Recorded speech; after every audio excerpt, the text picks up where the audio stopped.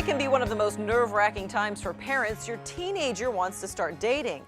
Parenting consultant Chris Peterson goes over some important ground rules to help you figure out if your teen is prepared. One of the biggest things that a lot of parents will worry about as your kids get older is the fact that eventually they're going to want to do some dating. Not in my house. Yeah, it's a big deal. It really is. We both have girls, only girls. Right. So it's a big deal. So one of the things we have to make sure kids are good at before they even start to date that parents really need to look at is my kid ready to date? Do they know what healthy relationship skills are? And so we're going to take a look at 4 of them. One of them is called assertiveness skills. What do you mean by that? Well, being in a relationship can have both real and perceived pressures.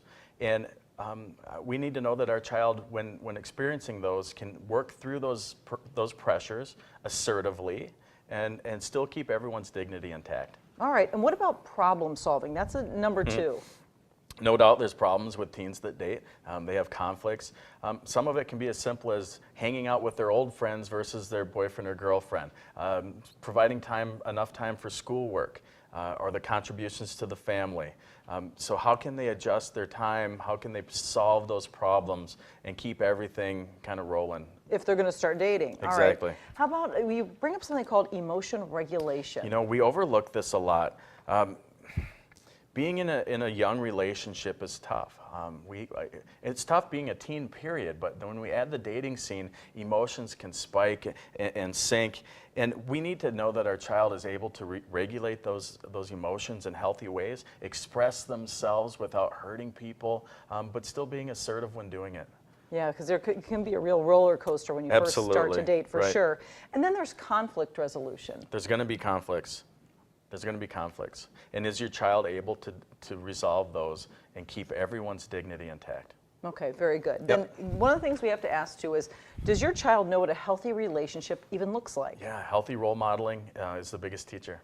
All right, so we'll keep that in mind. Yep. And really importantly, has your teen been given enough information about sex and sexuality when it comes to their education? Yep, a lot of schools cover that in their health curriculum or PE curriculum, and if not, it's wise for us to cover that at home. Yeah, as parents, we can't assume that it's been covered enough. Exactly. Okay, and then now here's some specific rules to consider when it comes to dating. And the first one is, get to know anyone first that your teen wants to date. Yeah, if that boy rolls up, honks a horn, and your daughter's like, oh, I got to get going, I throw out the anchor. I'm like, I think we'll bring him in. And I was going to say, one of the things, if you haven't experienced this yet, parents, you'll notice if your child has a phone, there's lots of texting that I'm here, and your child will just run out the door, and you really don't want to do that. You want to bring that other child up to the door so you get a chance to meet who they're hanging out with. Yep.